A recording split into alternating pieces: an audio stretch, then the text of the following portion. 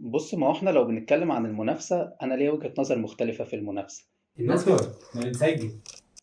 طيب خليني أتكلم وأشرحها بالصدفة.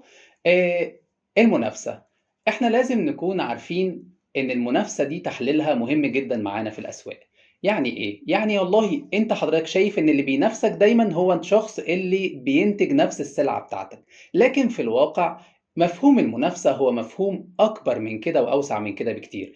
عشان نعرف ده لابد نفهم الفرق بين كلمة نيد وكلمة وونت.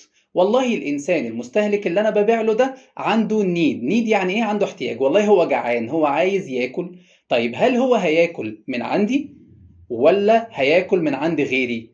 وغيري ده مش بالضرورة يكون بيبيع نفس السلعة بتاعتي، لا ده هو ممكن يكون بيبيع سلعة تكون بديلة للسلعة بتاعتي. وبالتالي أنا ممكن أقول لك إن صاحب محل الكبدة اللي على أول الشارع ممكن يكون في تنافس مع كرم الشام أو مع الشرق أو مع أي محل سوري يكون بيبيع سندوتشات بطاطس. وبالتالي هما الاتنين كده مش بيتنافسوا على النيد، لان النيد موجوده عندنا كلنا، لكنهم بداوا يتنافسوا على الوونت. ازاي انا اخلي حضرتك تيجي تاكل من عندنا وما تاكلش من عند الشخص اللي هناك ده؟ وبالتالي تحليل المنافسه لابد يكون واخد شكل اوسع بكتير جدا من مجرد الناس اللي شبهي او اللي بتبيع زيي.